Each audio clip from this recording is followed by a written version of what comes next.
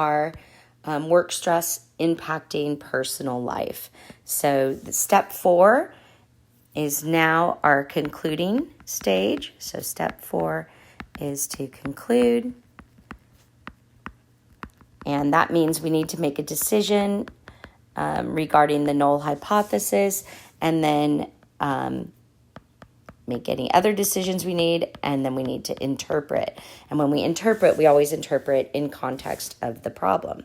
So we just got, in step 3, we saw that our p-value was 0.184. Let me make sure. Yeah, 0.184. And that p-value is definitely bigger than 0.10, which was our alpha. So we have the p-values high. That means the null is getting by. So we will not, our decision will be, do not reject. It's not significant. We've got the same results, or we don't have unusual results if we were to consider a population proportion of 75%.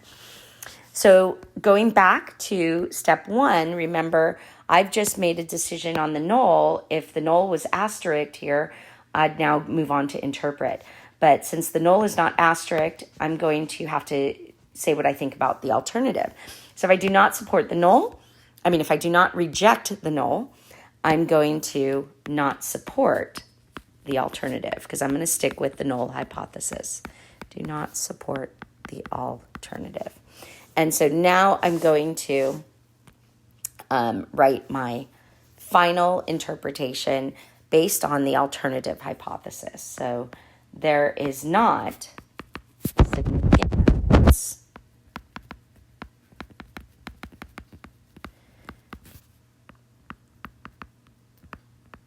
to support the claim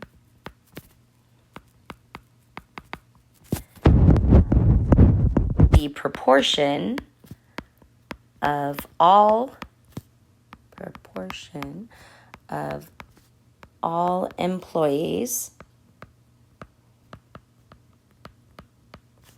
at this restaurant chain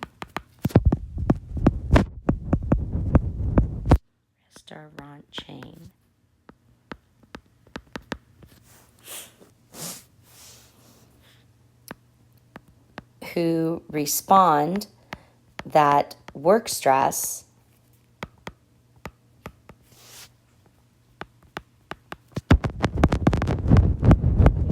impacts their personal life.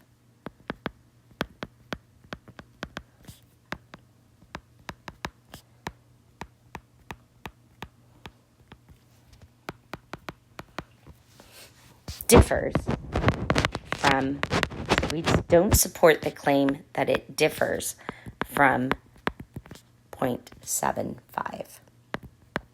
And again, our evidence is our p-value, so make sure you include it with a p-value equal to 0.184. So in the end, if the population proportion truly was 0.75, like we have over here, our results are not unusual. This is something that could typically happen in a group of 90. And so we would not support that it's different from, that the proportion is different from 0.75.